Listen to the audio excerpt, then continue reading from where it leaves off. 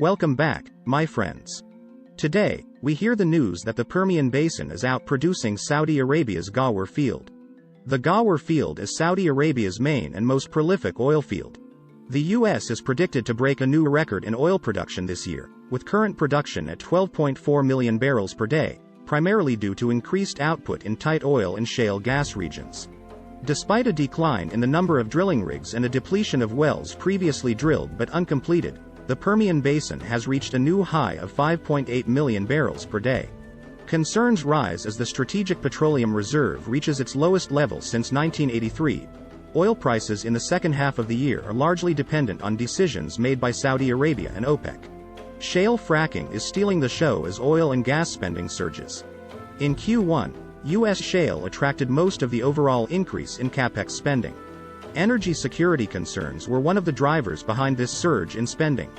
Are U.S. oil frackers finally getting out in the field and getting their rig counts up? Is U.S. oil production capacity finally going to reach its potential? What does this mean for consumers?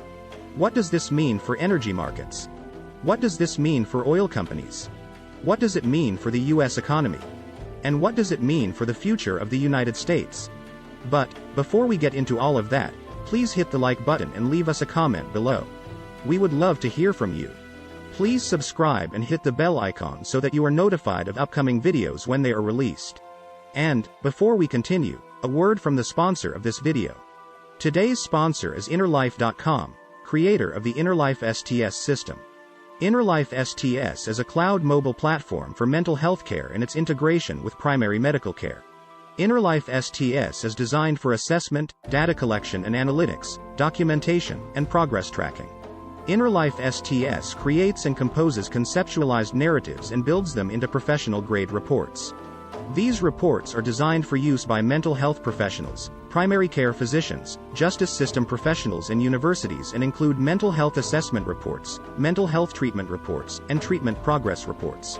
And InnerLife STS uses doctor-selected pseudonames for all patients. So, only the healthcare professional knows the patient identity. One of my 2023 energy predictions was that the U.S. would set a new annual oil production record this year. As we approach the midpoint of the year, this prediction is still tracking toward being accurate. The latest weekly petroleum status report from the Energy Information Administration, EIA, shows current U.S. oil production to be 12.4 million barrels per day, BPD. That's an increase of 400,000 barrels of oil per day from a year ago, but still short of the 13.0 million barrels of oil per day level reached in November 2019. Nevertheless, year-to-date oil production is running ahead of the record 12.3 million barrels of oil per day level for all of 2019. The tight oil and shale gas regions continue to be the primary driver of rising U.S. oil and gas production. The Permian Basin has reached an all-time high of 5.8 million barrels of oil per day, outproducing even Saudi Arabia's massive Ghawar oil field. However, production gains in the Permian have slowed in recent months, with new wells just offsetting the production decline in legacy wells. According to the Baker Hughes rig count, the number of wells drilling for oil in the U.S. has declined by 5% since last year. However, the inventory of wells that were previously drilled but uncompleted, DUC, also continues to decline. Over the past year, the DUC inventory has decreased by 8%, but it's down a whopping 45% over the past 3 years. For perspective, the DUC inventory is now at its lowest level in about a decade. This means that production increases are primarily being driven by finishing previously drilled wells. Production may be able to increase a bit more as the DUC inventory continues to decline, but the rig count will likely have to increase soon for oil production to increase much from current levels. The Strategic Petroleum Reserve, SPR, remains a concern, as the current inventory is at the lowest level since 1983. Over the past year, the level of the SPR has been depleted by 31% in an effort to combat rising oil prices. That arguably helped stem the rise in oil prices last year, but it removed a substantial cushion the U.S. had in case of a real emergency. Of course, much of this activity is being driven by price. Oil prices have declined from $120 a barrel, BBL, at this time last year to just under $70 per barrel today. In turn, average retail gasoline prices have declined from $5.11 a gallon a year ago to $3.71 a gallon at present. Gasoline prices have returned to about the level they were at prior to Russia's invasion of Ukraine.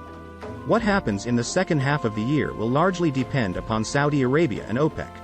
They are already signaling that they feel like pricing power has shifted back in their favor. Indeed, with a reduced SPR inventory, the US doesn't have a lot of tools available for fighting an oil price surge if Saudi production cuts continue.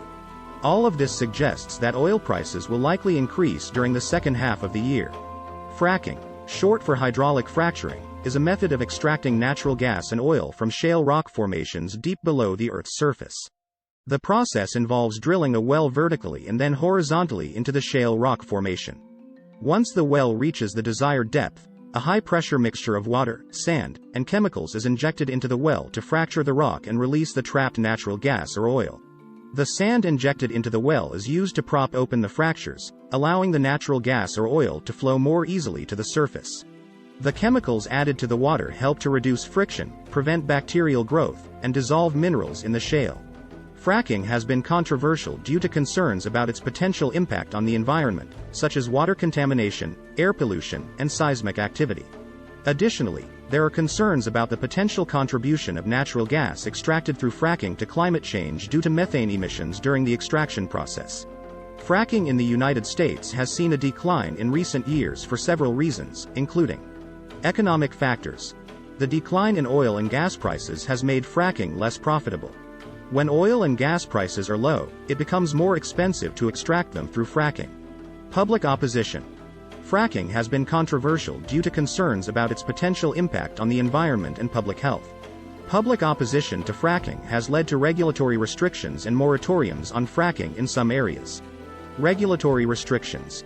In recent years, some states and countries have implemented stricter regulations on fracking, including requirements for testing and monitoring of well water and the disposal of wastewater. Technological limitations. The amount of oil and gas that can be extracted through fracking is limited by the quality of the rock and the availability of water and sand. As a result, there are limits to how much oil and gas can be extracted from a given location through fracking. Overall, the decline in fracking is likely a combination of these factors, with economic factors playing a particularly important role.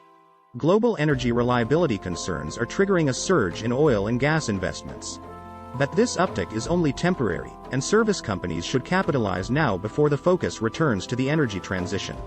After Russia invaded Ukraine, expected investments in fossil fuels in 2022 and 2023 surged by $140 billion, Rystad Energy Research shows. Before the war, the two-year total was projected at $945 billion, but as the war sparked shortages and sky-high prices, expected spending has jumped to almost $1.1 trillion. Of the $140 billion growth, shale production attracted most of the limelight with an additional $80 billion increase, as activity climbed 30% and pricing for oilfield services jumped nearly 50%. Offshore production accounted for $40 billion in growth, while other onshore activities expanded by an additional $20 billion. Service companies should make the most of this upturn now, while keeping one eye firmly on the future. The energy transition is not slowing down. Huge waves of investments in renewables and clean tech are on the horizon. So, to ensure their long-term success, service companies should adapt their offerings now to capitalize fully on the inevitable green revolution, says Auden Martinson, head of supply chain research at Rystad Energy. Last year's sudden need for more upstream activity through more rigs, more completed wells, and more greenfield sanctioning was so strong that the oilfield service supply chain could not meet the record demand for services and equipment that emerged in shale, offshore and conventional markets. As a result, service prices rose, and more than half of the additional spending so far has ended up as a 5 percentage point increase in suppliers' profit margins rather than as more activity. Energy security concerns have unlocked significant additional investments in oil and gas, boosting spending forecasts and sending the expected timing for peak oil demand out in time. The first wave of extra spending over the past 15 months mainly went to oil and gas, while low-carbon industries faced a slowdown due to high inflation and shortages in the supply chain. But low-carbon spending will bounce back, as energy security is not only about securing oil and gas here and now but also about securing cleaner energy for the future. The U.S. Inflation Reduction Act and the recently announced Critical Raw Mineral and Technology Acts in the European Union will strengthen the significant investment cycle brewing in the renewable and clean tech sectors. Solar, wind, carbon capture, hydrogen, and batteries are all markets that will benefit from supportive policies to accelerate low-carbon deployment and build up local supply chains. Gaining control of the supply chain is crucial for countries and regions to become less dependent on global value chains. Even though the sun shines and the wind blows in every country, the energy must still be harnessed and stored locally. 10 years ago, frackers always increased production when prices rose by even a little bit. Frackers turned the United States in the biggest oil producer in the world. Frackers are prioritizing their shareholders after, some might say, years of neglect. OPEC Plus announced a production cut of 2 million barrels per day, starting last November, and further production cuts since then. The United States is teetering on the brink of recession.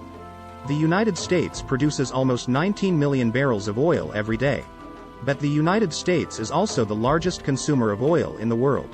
So, there is only so much crude oil available for export. And, until 2016, oil exports of crude oil from the United States were illegal. But, what do you think? Please hit the like button and leave us a comment below. We would love to hear from you. Please subscribe and hit the bell icon so that you are notified of upcoming videos when they are released. Please share this video on social media. Thank you for watching.